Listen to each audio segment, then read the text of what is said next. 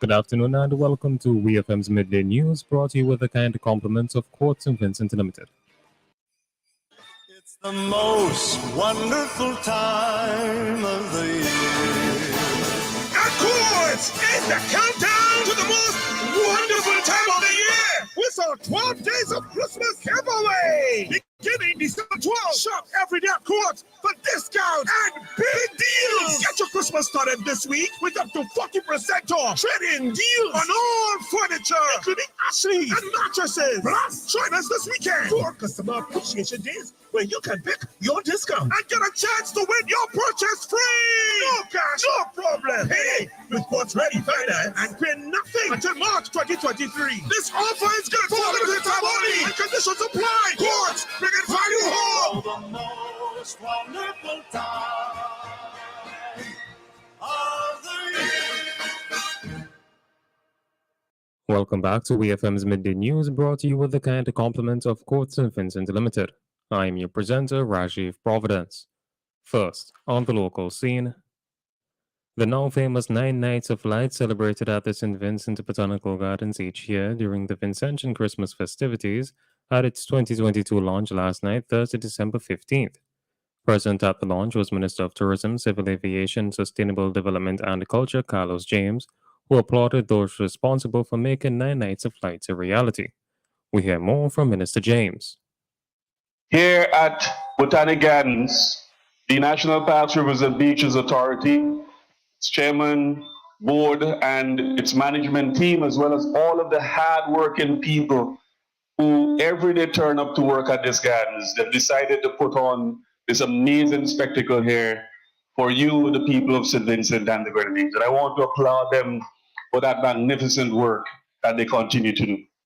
That was Minister of Tourism, Civil Aviation, Sustainable Development and Culture, Carlos James. Minister James, during his address at the 9 Nights of Lights launch, emphasized the importance of showing love and solidarity during the Christmas season.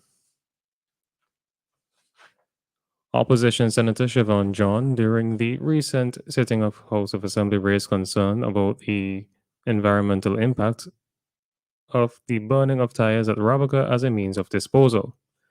Minister of Health, Wellness and the Environment, Sinclair Jimmy Prince, in response to Senator John's question, said that the Roads, Buildings and General Services Authority, BRAGZA, intends to establish a tire shredding facility in 2023 in an effort to discontinue the practice of tire burning. We hear more from the Health Minister. BRAGZA has a contract to construct a tire shredding facility at Escape Argyle. Approximately 1 acre of land has already been purchased to accommodate the shredder. We also advised that there is a need for additional land to provide for access road. BRAGZA has also assured that the Office of the Chief Surveyor has brokered an agreement with landowners and that the Cabinet has approved the purchase of lands in question. According to the CEO, once the land purchase is finalized, construction of the tire shredder facility will start in 2023, and it's in the budget, this budget. That was the Minister of Health, Wellness and the Environment, Sinclair Jimmy Prince. Senator John also inquired about the possibility of conducting an environmental impact study on the practice of burning tires. Minister Prince, in response to this, said that his ministry is ready to provide the necessary support for the study to take place, but noted that a study of that nature may not be necessary due to the plans in place for the establishment of the tire shredding facility. Still on the local scene, Minister of Transport Montgomery Daniel earlier this week provided an update on the rehabilitation of the Perseverance Road, which leads up to one of the Central Water and Sewage Authority's, the CWSA's, catchment and treatment plants. Minister Daniel said that the assessment of the project has been completed and work is expected to begin mid-2023. We hear more from the Minister of Transport. The rehabilitation of the Perseverance Road forms part of the Natural Disaster Management Program. And the assessment of this project is already complete. The CDB is the funding agency that is funding this project, and the project will be managed by the local NDM Project Implementation Management Unit, and the supervision is being done by consultant FDL out of St. Lucia. Madam Speaker, the project is in the 2023 estimates, and it will start work would start sometime around the middle of the year. That was the Minister of Transport, Montgomery Daniel. Minister Daniel said that this is a project that he is very much interested in and he is working very hard to get going. On to news in the region.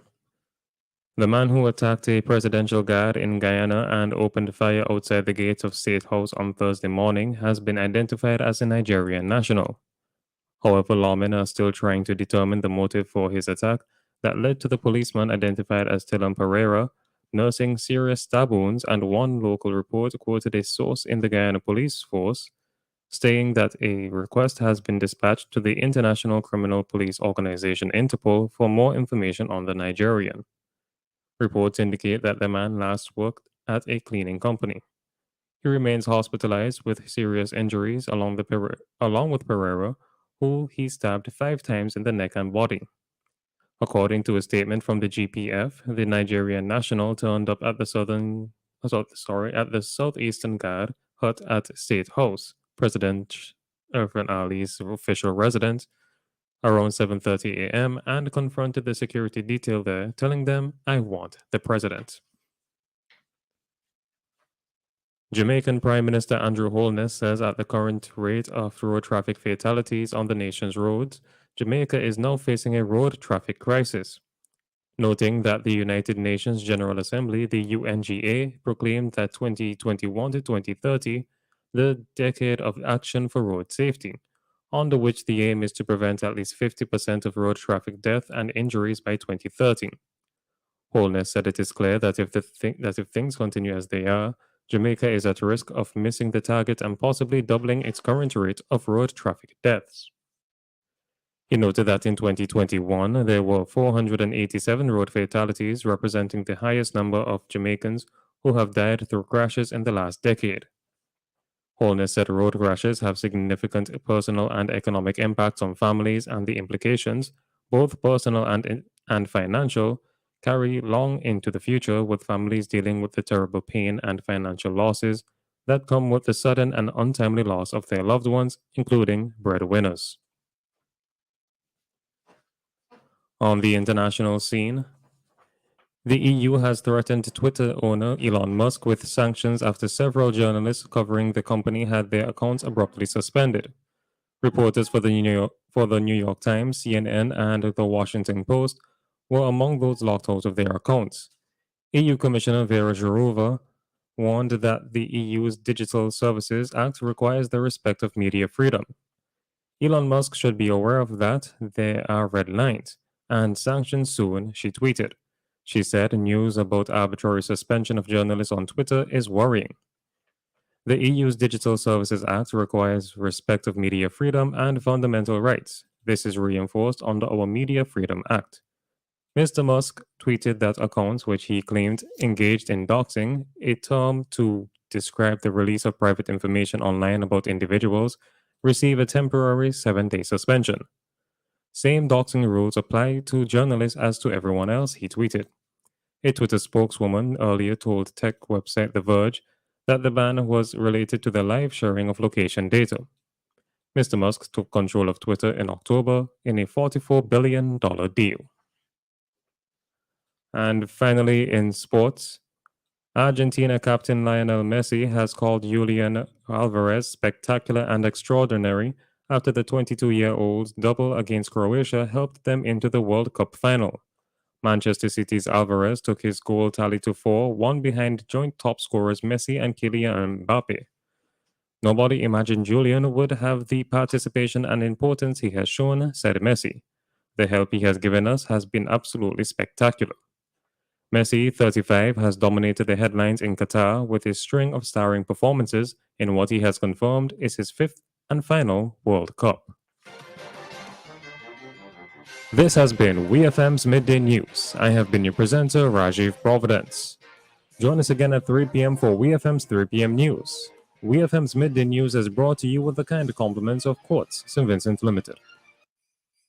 It's the most wonderful time of the year. Of course, it's the countdown to the most wonderful time of the year. We're our 12 days of Christmas giveaway. Beginning December 12th. Shop every day at Courts for discounts and big deals. Get your Christmas started this week with up to 40% off. Trade-in deals on all furniture, including Ashley and mattresses. Plus, join us this weekend for Customer Appreciation Days, where you can pick your discount and get a chance to win your purchase free. No cash, no problem. Hey, with what's ready finance and pay nothing until March 2023. This offer is good for limited time only and conditions apply.